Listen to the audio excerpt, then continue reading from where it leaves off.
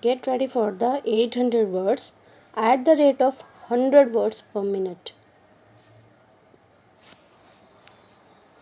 Mr. Vice Chairman, sir, I would like to speak on this bill in the interest of the rapid economic growth in the country.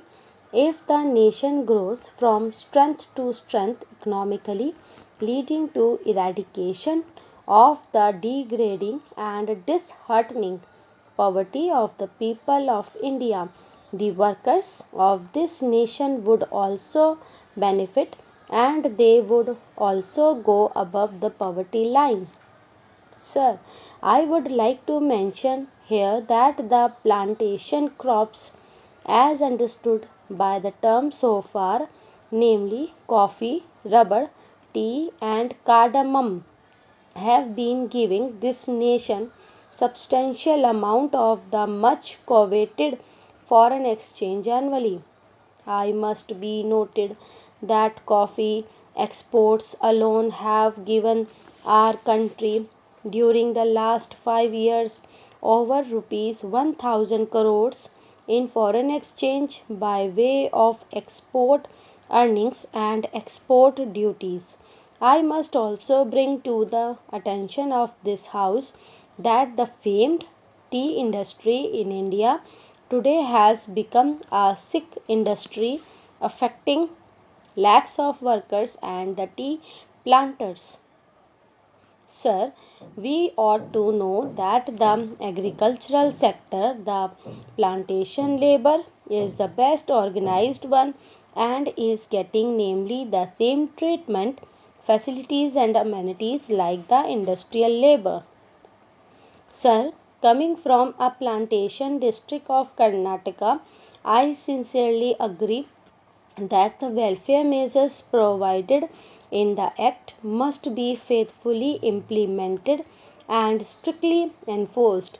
But I cannot subscribe to the view taken by some that the planters generally are exploiters and are inimical to the interests of their own workers and that they must be dealt with severely. Sir, most of the planters of today are educated and they know that contented labor is conducive to productivity and peace in the estates and therefore would like to provide all the welfare measures and amenities to the workers. Sir, I would like to point out some of the very draconian, discriminatory, and invidious urban directed amendments made in the Plantations Labor Amendment Bill 2013. Sir, the Plantations Labor Act is sought to be applied now even to holdings of 5 hectares and above, employing 15 persons and more. Originally, in the bill brought before the Joint Committee, it was sought to be applied to holdings of 6.5 hectares and above. It would be realistic to make an amendment to the present bill to raise the size of holdings from 5 hectares to 6.5 hectares. The productivity of this industry in India can increase only if the labor are contented. Contented labor alone can improve the efficiency and productivity of the plantation industry. So, the need of the hour is not to bring such piecemeal legislation. What is needed today is a comprehensive bill which should deal with all aspects of the working conditions of the plantation labor. The need of the day is to introduce such a bill where workers will have full participation in managing the gardens and this plantation industry should be nationalized immediately.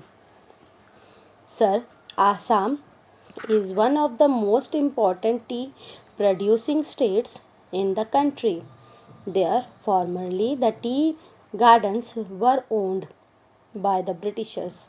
Now the Indians have purchased those gardens. After these gardens have gone to the hands of the Indian planters, the situation has not improved, rather, it has deteriorated. The efficiency of the gardens has deteriorated. Even the local people and educated tea labor youths are being deprived of getting employment in the gardens. Therefore, steps should immediately be taken to nationalize this industry.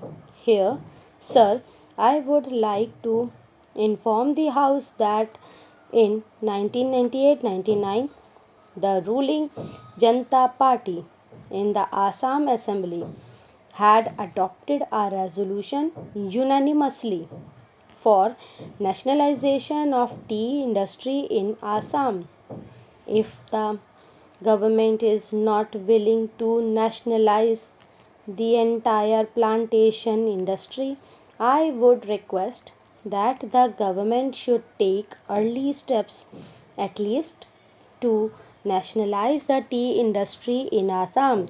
It is a very vital matter for the economic self sufficiency of Assam state, and it is very important from the point of view of increasing efficiency and productivity of the gardens also. I would like the government not only to pass this amendment bill, which I have risen to support, but also to ensure its implementation as best as it can.